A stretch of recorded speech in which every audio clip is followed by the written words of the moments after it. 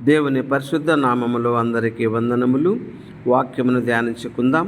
సామెతల గ్రంథం 8వ అధ్యాయము 13వ వచనము నుండి, యెహోవా యందు భయభక్తులు కలిగి ఉండుట చెడుతనము అసహించుకొనుటయే, గర్వము అహంకారము దుర్మార్గత, కుటిలమైన మాటలు నాకు అసహ్యములు. ఆలోచన చెప్పుటయు లెస్సైన జ్ఞానము ఇచ్చుటయు నా వశము. జ్ఞానాధారము నేనే, పరాక్రమము నాదే. నా వలన రాజులు ఏలుదురు, అధికారులు న్యాయమును బట్టి పాలన చేదురు. నా వలన అధిపతులను, లోకములోని ఘనులైన న్యాయాధిపతులందరూ ప్రభుత్వము చేయుదురు. నన్ను ప్రేమించు వారిని నేను ప్రేమించుచున్నాను.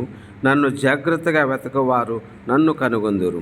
ఐశ్వర్య ఘనతలను, స్థిరమైన కలిమియు నీతియు నా యొద్ద ఉన్నవి. మేలిమి బంగారము కంటెను, అపరంజి కంటెను నా వలన కలుగు ఫలము మంచిది. దేవుడి పరిశుద్ధ వాక్యమును దీవించునుగాక. ప్రభువునందు ప్రియులారా, జ్ఞానమునకు ఆధారము ప్రభువైనటువంటి యేసుక్రీస్తు నామము.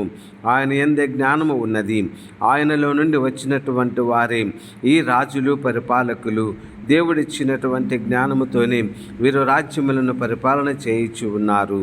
ఇదిగో మనలాంటి ప్రతి ఒక్కరి ఆలోచన తలంపులన్నీ దేవుని యొక్క జ్ఞానముపై ఆధారపడి జీవించుచు ఉన్నప్పుడు, నీతి న్యాయములు కలిగి మనము ఆయన యందు భయభక్తులు కలిగి ఉన్నామంటే, ఇదిగో చెడుతనమును అసహించుకొని మనము జీవించే వాళ్ళముగా ఉండుటకు దేవుడు సువార్త ద్వారా ప్రపంచమునకు ఈ వాక్యములు అందించుటలో మనమందరము హృదయపూర్వకముగా గైకొని ప్రభువు నామములో జీవించుదాము. దేవుడి వాక్యమును దీవించునుగాక. ఆమేన్.